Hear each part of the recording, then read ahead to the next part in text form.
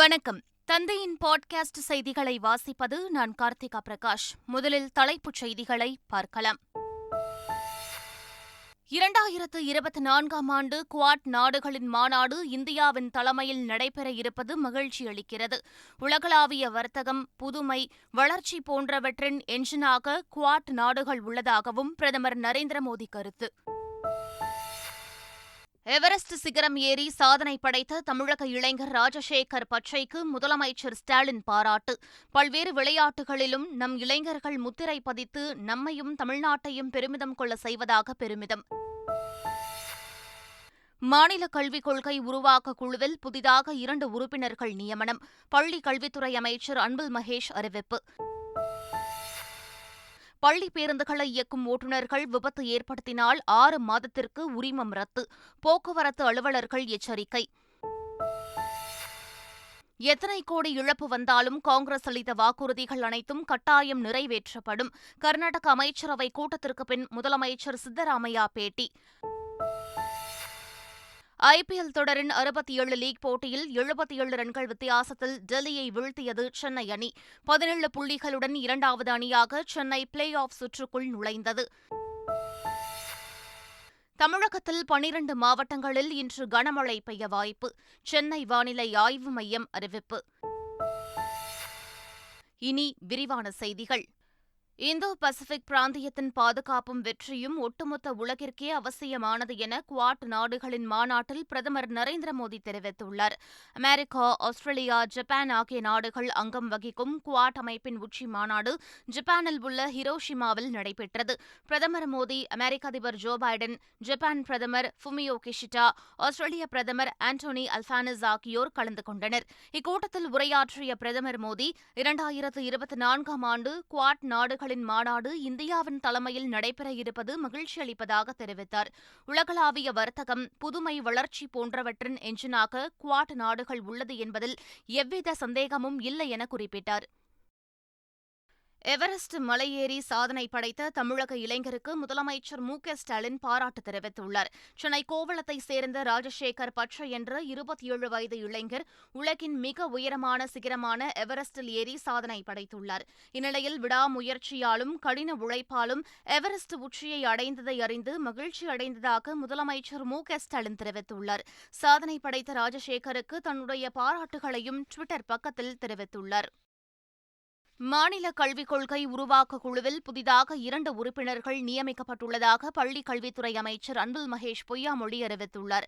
அமைச்சர் அன்பில் மகேஷ் வெளியிட்டுள்ள அறிக்கையில், குழுவில் இணைந்து பணியாற்ற சென்னை காயிதே மில்லத் அரசு மகளிர் கல்லூரி முன்னாள் முதல்வர் ஞானமணி மற்றும் சென்னை பல்கலைக்கழக தமிழ்துறை தலைவர் பழனி ஆகியோர் உறுப்பினர்களாக நியமிக்கப்பட்டுள்ளதாக அறிவித்துள்ளார். 2000 ரூபாய் நோட்டுகள் திரும்ப பெறப்படுவதாக ரிசர்வ் வங்கி அறிவித்துள்ள நிலையில் இதுகுறித்து முதலமைச்சர் ஸ்டாலின் தனது டுவிட்டர் பக்கத்தில் பதிவிட்டுள்ளார். அதில் கர்நாடகா படுதோல்வியை மறைக்கும் ஒற்றை தந்திரம்தான் 2000 ரூபாய் நோட்டுகள் திரும்ப பெறப்படுவது என அவர் குறிப்பிட்டுள்ளார். மேலும் 500 சந்தேகங்கள், 1000 மர்மங்கள், 2000 பிழைகள் எனவும் அவர் சூசகமாக குற்றம் சாட்டியுள்ளார். 2000 ரூபாய் நோட்டுகளை திரும்பப் பெறுவதாக ரிசர்வ் வங்கி அறிவித்துள்ள நிலையில் இத்தகைய முடிவுகளை எடுக்கும்போது சம்பந்தப்பட்ட மாநில அரசுகளுடன் கலந்து ஆலோசித்திருக்க வேண்டும் என தமிழ்நாடு நிதியமைச்சர் தங்கம் தென்னரசு தெரிவித்துள்ளார். பண மதிப்பிழப்பு நடவடிக்கை இந்திய பொருளாதாரத்தை பாதித்த நிலையில் மாறுபட்ட நடவடிக்கையின் போது கலந்து ஆலோசிக்க வேண்டும் என வலியுறுத்தினார்.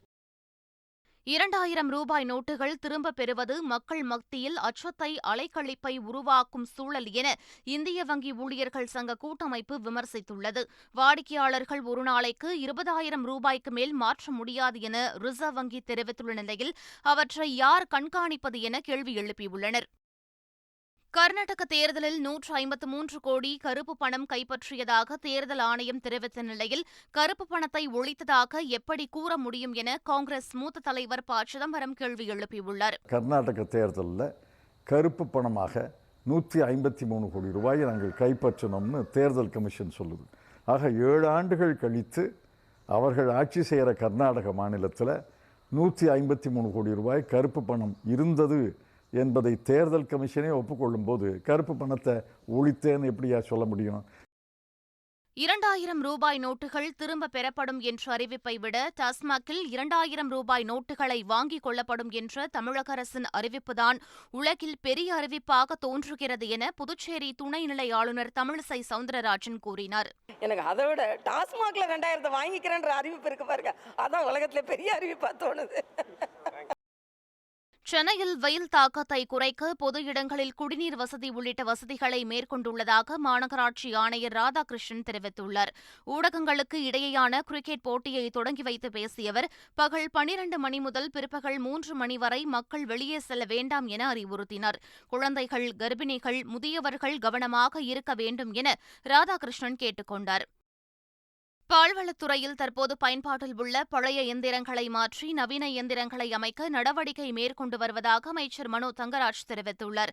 கன்னியாகுமரி மாவட்டம் நாகர்கோவிலில் செய்தியாளர்களிடம் பேசிய அவர், தமிழகம் முழுவதும் நாள் ஒன்றுக்கு 45 லட்சம் லிட்டர் பால் கொள்முதல் செய்யும் நிலையிலிருந்து 70 லட்சமாக உயர்த்த நடவடிக்கை மேற்கொண்டு வருவதாக கூறினார். தமிழகத்தில் உபரி மின்சாரம் வேறு மாநிலத்திற்கு வழங்கக்கூடிய அளவில் தமிழ்நாடு மின்சார வாரியம் வளர்ந்துள்ளதாக அமைச்சர் செந்தில் பாலாஜி தெரிவித்துள்ளார். காஞ்சிபுரத்தில் செய்தியாளர்களிடம் பேசிய அமைச்சர் செந்தில் பாலாஜி, காஞ்சிபுரம், செங்கல்பட்டு தொழிற்சாலைகள் நிறைந்த மாவட்டமாக உள்ளதால் கூடுதல் மின் தேவை ஏற்பட்டுள்ளதாக குறிப்பிட்டார்.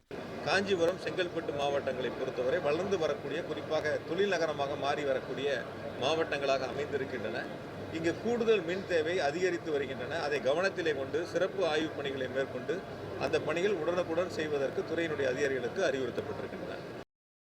மின்வாரிய ஊழியர்களுக்கான ஊதிய உயர்வு ஒப்பந்தத்தில் சிஐடியு கையெழுத்து இடாததற்கு பல காரணங்கள் இருப்பதாக சங்க நிர்வாகி ஜெய்சங்கர் தெரிவித்துள்ளார். மின்வாரிய தலைமை அலுவலகத்தில் சிஐடியு தொழிற்சங்கம் சார்பில் ஆர்ப்பாட்டம் நடைபெற்றது.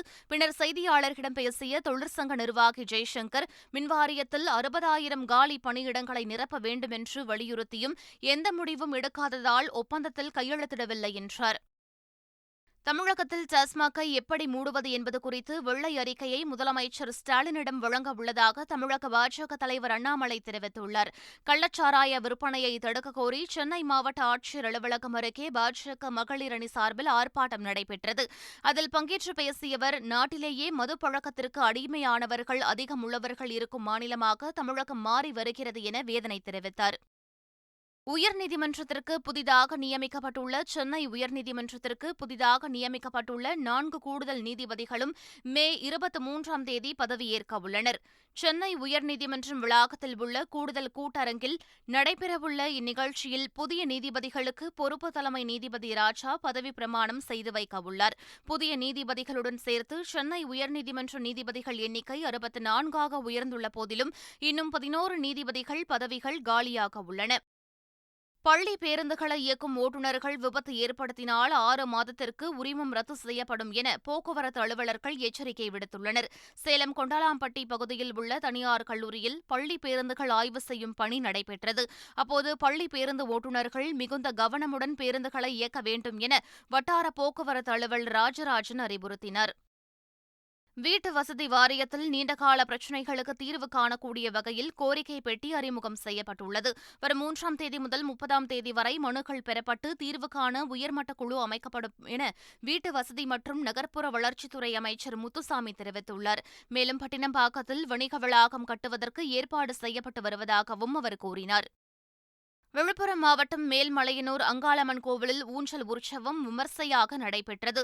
ஊஞ்சலில் அமர்ந்த அம்மனுக்கு தாலாட்டு பாடப்பட்டது. இதில் பல்லாயிரக்கணக்கான பக்தர்கள் பங்கேற்று சூடம் ஏற்றி சுவாமி தரிசனம் செய்தனர்.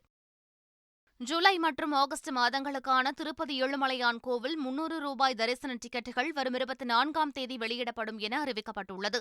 திருப்பதி ஏழுமலையான் கோவிலில் ஜூலை மற்றும் ஆகஸ்ட் மாதங்களில் சிறப்பு தரிசனம் செய்வதற்கான 300 ரூபாய் டிக்கெட்டுகளை வரும் 24ஆம் தேதி காலை 10 மணி முதல் தேவஸ்தான இணையதளத்தில் முன்பதிவு செய்து கொள்ளலாம் என திருப்பதி தேவஸ்தான நிர்வாகம் அறிவித்துள்ளது. மானாமதுரை அருகே உள்ள களவி உடைய அய்யனார் கோவிலில் சுமார் 200 ஆடுகளை பலியிட்டு பக்தர்கள் நேர்த்திக் கடன் செலுத்தினர். சிவகங்கை மாவட்டம் கோச்சடை களவி உடைய அய்யனார் கோவிலில் வைகாசி மாத நேர்த்திக் கடன் நிகழ்ச்சி நடைபெற்றது.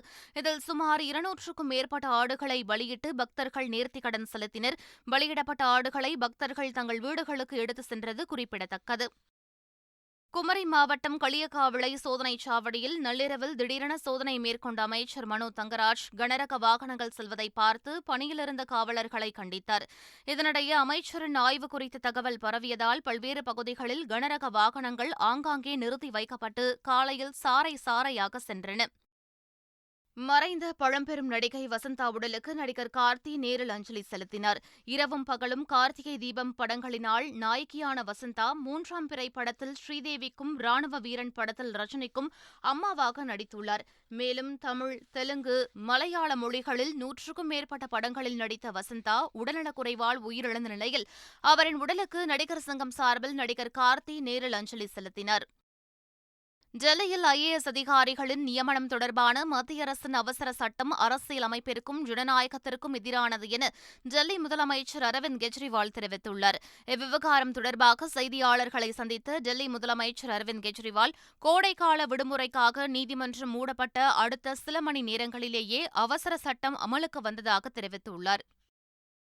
கர்நாடகாவின் 24வது முதலமைச்சராக பதவியேற்ற சித்தராமையா தேர்தல் அறிக்கையில் அளித்த 5 உத்தரவாதங்கள் முதல் அமைச்சரவைக் கூட்டத்தில் நிறைவேற்றப்பட்டுள்ளதாக தெரிவித்துள்ளார். கர்நாடக மாநிலம் பெங்களூரு விதான் சவுதாவில் நடந்த முதல் அமைச்சரவைக் கூட்டத்திற்கு பிறகு செய்தியாளர்களிடம் முதலமைச்சர் சித்தராமையா உரையாற்றினார். அப்போது பேசிய அவர், எத்தனை கோடி இழப்பு வந்தாலும் காங்கிரசின் உத்தரவாதங்கள் கட்டாயம் நிறைவேற்றப்படும் என்றும் தெரிவித்தார். கர்நாடகாவில் சபாநாயகர் தேர்வு மற்றும் MLA-க்கள் பதவி பிரமாணம் செய்ய ஏதுவாக வரும் 22ஆம் தேதி தொடங்கி 3 நாட்கள் சட்டமன்ற கூட்டத்தொடர் நடைபெறும் என அறிவிக்கப்பட்டுள்ளது. இந்நிலையில் கர்நாடகத்தில் அமைந்துள்ள புதிய அரசு வளர்ச்சியின் பாதையில் பணியாற்றும் என காங்கிரஸ் முன்னாள் தலைவர் சோனியா காந்தி தெரிவித்துள்ளார். அதேபோல் புதிதாக பொறுப்பேற்றுள்ள கர்நாடக முதலமைச்சர் சித்தராமையா மற்றும் அமைச்சர்களுக்கு முன்னாள் முதலமைச்சரும் பாஜகவின் மூத்த தலைவருமான எடியூரப்பா வாழ்த்து தெரிவித்துள்ளார். ஜப்பானில் உள்ள ஹிரோஷிமாவில் நடைபெற்ற G7 கூட்டமைப்பு நாடுகளின் மாநாட்டின் ஒரு அங்கமாக யுக்ரைன் அதிபர் ஜெலன்ஸ்கியும் பிரதமர் மோடியும் சந்தித்து பேசினர். அப்போது யுக்ரைனுக்கு வருமாறு பிரதமர் நரேந்திர மோடிக்கு அதிபர் ஜெலன்ஸ்கி அழைப்பு விடுத்துள்ளார். இந்த சந்திப்பு தொடர்பாக செய்தியாளர்களை சந்தித்த மத்திய வெளியுறவுத்துறை செயலாளர் வினய் மோகன், ரஷ்யா யுக்ரைன் பிரச்சினையை பேச்சுவார்த்தை மற்றும் ராஜாங்க ரீதியில் தீர்ப்பதற்கு இந்தியா தயாராக இருப்பதாக அதிபர் ஜெலன்ஸ்கியிடம் பிரதமர் நரேந்திர மோடி கூறியதாக குறிப்பிட்டார். ரஷ்யாவின் கொடூரமான போர் ஆக்கிரமிப்பு ஒட்டுமொத்த உலகத்திற்கும் அச்சுறுத்தலை ஏற்படுத்தியுள்ளதாக G7 கூட்டமைப்பு தெரிவித்துள்ளது. G7 நாடுகளின் கூட்டமைப்பு வெளியிட்டுள்ள கூட்டறிக்கையில் யுக்ரைனுக்கு தேவையான ஆதரவை வழங்க நிலையான நடவடிக்கைகள் வழங்கப்பட்டு வருவதாக தெரிவிக்கப்பட்டுள்ளது. அமெரிக்கா விதித்துள்ள பொருளாதார தடைக்கு பதிலடியாக அமெரிக்க முன்னாள் அதிபர் பராக் ஒபாமா உள்ளிட்ட 500 பேர் ரஷ்யாவிற்குள் நுழைய தடை விதிக்கப்பட்டுள்ளது. அமெரிக்க அதிபர் பைடனின் நிர்வாகம் யுக்ரைன் போரில் ரஷ்யாவிற்கு எதிராக பல பொருளாதார தடைகளை விதித்து வருகிறது. கடந்த வெள்ளியன்று மேலும் நூற்றுக்கணக்கான ரஷ்ய நிறுவனங்கள் மற்றும் தனிநபர்கள் மீது அமெரிக்கா தடை விதித்த நிலையில் பதிலடியாக ஒபாமா உள்ளிட்டோருக்கு ரஷ்யா தடை விதித்துள்ளது. IPL தொடரின் 67வது லீக் போட்டியில் டெல்லியை 77 ரன்கள் வித்தியாசத்தில் வீழ்த்தி பிளே ஆஃப் சுற்றுக்கு சென்னை அணி முன்னேறியுள்ளது. டெல்லி அருண் ஜேட்லி மைதானத்தில் நடைபெற்ற இப்போட்டியில் டாஸ் வென்று பேட்டிங்கை தேர்வு செய்த சென்னை அணி 20 ஓவர்கள் முடிவில் 3 விக்கெட் இழப்பிற்கு 223 ரன்கள் குவித்தது. தொடர்ந்து விளையாடிய டெல்லி அணி 20 ஓவர்கள் முடிவில் 9 விக்கெட் இழப்பிற்கு டெல்லி அணி 146 ரன்கள் மட்டுமே எடுத்தது. மற்றொரு போட்டியில் கொல்கத்தா அணியை லக்னோ வீழ்த்தியது. முதலில் விளையாடிய லக்னோ அணி 20 ஓவர்களில் 8 விக்கெட்டுகளை இழந்து 176 ரன்களை எடுத்தது. பின்னர் 177 ரன்கள் இலக்குடன் களம் இறங்கிய கொல்கத்தா அணி 20 ஓவர்கள் முடிவில் 7 விக்கெட்டுகள் இழப்பிற்கு 175 ரன்களை எடுத்து தோல்வியடைந்தது. தமிழகத்தில் 12 மாவட்டங்களில் கனமழைக்கு வாய்ப்புள்ளதாக சென்னை வானிலை ஆய்வு மையம் தெரிவித்துள்ளது. நீலகிரி, கோவை, திருப்பூர், திண்டுக்கல், தேனி, தென்காசி, நெல்லை, குமரி, ஈரோடு, சேலம், நாமக்கல் மற்றும் கரூரில் ஓரிரு இடங்களில் கனமழை பெய்ய வாய்ப்புள்ளதாக தெரிவிக்கப்பட்டுள்ளது. இருந்தபோதிலும் தமிழகத்தில் ஒரு சில இடங்களில் அதிகபட்ச வெப்பநிலை 38 டிகிரி முதல் 40 டிகிரி செல்சியஸ் அதிகமாக இருக்கக்கூடும் என்றும் வானிலை ஆய்வு மையம் தெரிவித்துள்ளது. மீண்டும் தலைப்புச் செய்திகள். 2024ஆம் ஆண்டு குவாட் நாடுகளின் மாநாடு இந்தியாவின் தலைமையில் நடைபெற இருப்பது மகிழ்ச்சி அளிக்கிறது. உலகளாவிய வர்த்தகம், புதுமை, வளர்ச்சி போன்றவற்றின் என்ஜினாக குவாட் நாடுகள் உள்ளதாகவும் பிரதமர் நரேந்திர மோடி கருத்து.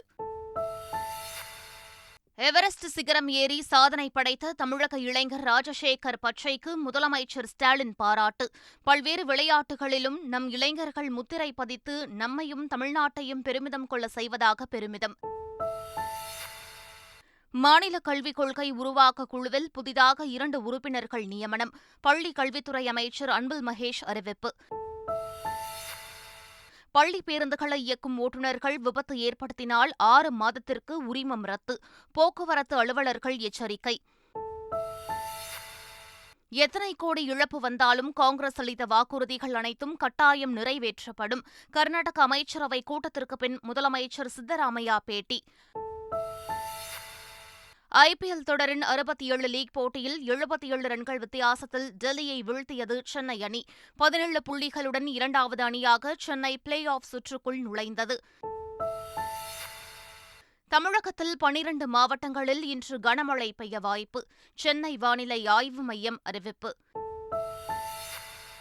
இத்துடன் பாட்காஸ்ட் செய்திகள் நிறைவு பெறுகின்றன. வணக்கம்.